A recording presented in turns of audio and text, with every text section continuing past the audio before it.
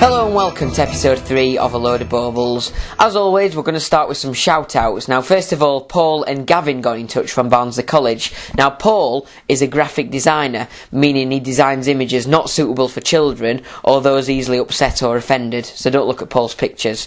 And Gavin works in the new media little bit of Barnsley College, so he does the Facebook and Twitter, updates the Barnsley College pages for the social networking, basically, which makes me wonder, what does Gavin do when he's bored? Does he load up a spreadsheet when his boss isn't looking? Because obviously most people go on Facebook when they're bored, and then obviously when his boss comes back past, does he close down the spreadsheet and load Facebook up? I'm not sure how that works, but I'd like him to let me know. As well as that, we've had another request for a shout out from Dale, who watched all of our advent calendar videos last year, and he started watching Load of Baubles this year, so he must be completely deluded. But he would like us to mention his YouTube account, which is Daz M4N, and that's on YouTube, so you can look for his channel on there. And also his Twitter account, if you want to tweet him, you can do. It's at DazM4N_LCFC, and his password's Deidre Rashid, so hackers have fun.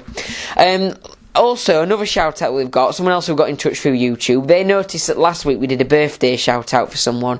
Now, Prontford's got in touch to say it isn't his birthday till June, so he won't need a mention or a shout out. So thanks for getting in touch, Prontford. I won't mention you, I promise. Okay? Now, if you do want to tweet me or request a shout out or anything like that at all, you can do. It's at Jimbo Studios on Twitter, and you can also leave a comment under the video, and I'll be able to give you a mention in the next episode. Now, before we move on with today's episode, get started, obviously we might as well call the show a load of shout outs, to be honest. And before we move on, just need to let you know about Santa. This week he's unavailable. Yep, he's opening a Poundland in Croydon, so he can't today appear, and we can't play What's in Santa's Fairy Sack. But what was in his sack last week was, of course, Jeremy Clarkson. So there were lots of clues there, miniature cars, some letters of complaints, a gun, things like that, all linking to Jeremy Clarkson. And well done to Leanne, who again got that right. Now then, it's time to continue with today's episode. I've got a special episode lined up because we're going time travelling. Now, in here, I have lent Doctor Who's Tardis. It's actually his old Tardis because he's upgraded from Tardis Vista to Tardis 7. That was my idea. And so I've managed to lend his old Tardis, and we're going to go in it and do a bit of time travelling to go through Christmas through the ages, have a look at things like that. So I've got my time travelling coat on, and we're just going to go in here now and and do a bit of time travelling.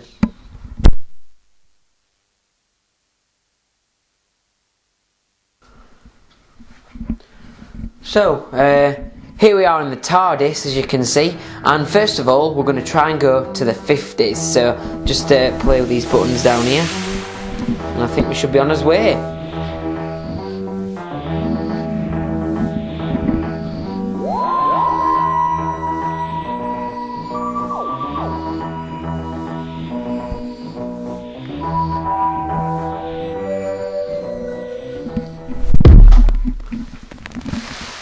Right, let's get outside then. Well, here we are. As you can see, we've arrived in the 50s where it's all black and white. I mean, the olden days, so people couldn't see in colour back then. People's eyes hadn't really evolved. Something to do with Darwin, I think.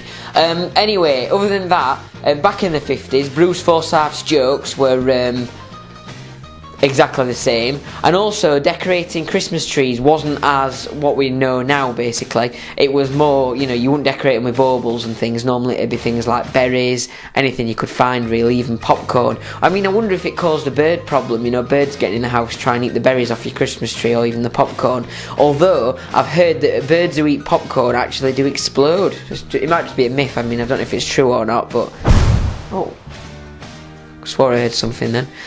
Anyway, continuing with that, the toys in the 50s were very old as well. Now, one of the most advanced toys at the time, very basic, was a slinky. Yep, a slinky, well, my uncle had a slinky, and he often used to get it out and play with it at Christmas, this slinky, and he even let me play with it as well.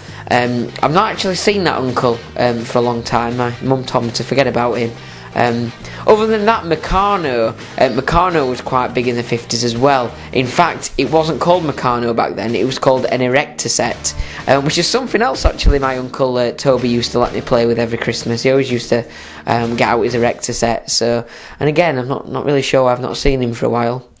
Anyway, I think it's time to move to our next time in space, or whatever you want to call it. So let's get back in the Tardis, shall we?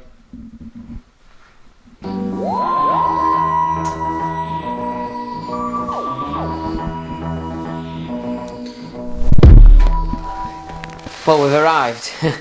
Bit of a hefty stop that one, weren't it? Anyway, I'm going to get out and we'll go and visit the 70s now. So then, here we are, we've arrived in the 70s, very groovy in the 70s, and obviously it's a time when you could go to Christmas parties in flares. Now, flares aren't the kind of things that Italians throw onto football pitches, or the kind of things that you'd use if you were lost on a mountain or out at sea on a boat. No, I mean, you could actually see flares from quite a few miles off, as they're normally quite bright and big at the bottom around the ankles, which is why they were called flares. But yeah, you'd normally wear them to Christmas parties. Are kind of funky trousers. As well as that, in the 70s is when you started making your own baubles as well. People would start off to making their own decorations for the Christmas tree. In fact, very popular in the 70s were nylon baubles. Now, it just brings about a story, this, which I read in the paper this week, back in, obviously, Back to the Future, at 8 miles an hour and all that, where Kate and William have got their own baubles made. Yeah, they have. They've got their own baubles made. So they're sort of, you know, the merchandise you can buy for royal weddings and stuff. Well, there's some baubles with Kate and William on it. So yeah, there you go. Which will go nicely with the Prince Charles elf ears and also the Camilla Parker Bowles Santa beard. I'm only joking. Camilla's not really got a beard. She shaves it off. Anyway, yes, I do like these baubles. Although I'm, you know, the Kate and William ones. I'm a bit sad, really, that they haven't made them for the rest of the royal family. I mean, you know, I really wanted to see Pippa Middleton's baubles this year. Yeah. Anyway, let's go to the next time. I've got one more time to visit, and it's the 90s. One of my favourites. Back in the Tardis. So we're back in the Tardis now, and we're just flying over the 80s at the moment. We've got a glass-bottom Tardis, actually, in this Tardis Vista that I borrowed off Doctor Who. Oh, just going over the 80s, wave to Margaret Thatcher. Yeah, so we should be there shortly. Oh, looks like we're here. Right, okay. So as you can see, we've arrived in the 90s, and it's one of my favourite eras. It's the time when I grew up. The 90s brought us Oasis, S Club 7, Venga Boys, Steps, Shell Suits. I'm going to sack my researcher, I think. I'm not really selling it to you, am I? But what they did bring us was Cyber Pets. Now, they were some of the most popular toys in the 90s. So you might have received one at Christmas one year, maybe. Now, Cyber Pets were pets that came without the responsibility, basically, because they were pets on like a little digital thingy that you could feed, play with, throw out of the window, anything at all. Obviously, it would only be in a digital one. It didn't matter if you didn't look after it and things. So it came without the responsibility. Although a lot more people probably did actually take more responsibility over the Cyber Pet than they did for their own pets, which is a shame. Now, I did actually have a Cyber Pet. I thought I did really well with it. I mean, I didn't buy it new. I actually rescued it. It was a rescued Cyber Pet. It was found by the RSPCA, tied up in an abandoned old flat. So I rescued it, and I looked after it for a long time. I made sure it had all its injections and everything, gave it, you know, played with it quite a lot and everything. It had all its injections, but unfortunately it did die of the Millennium Bug, so that was a shame. I mean, remember kids, if you do get a Cyber Pet for Christmas, it is not just for Christmas, it's for annoying your parents with throughout the rest of the year as well. And if you do get a Cyber Pet for Christmas, make sure you ask your parents for the receipt or an iPhone. Anyway, that's all we've got time for in the 90s. We better get back off to, well, get back to 2011.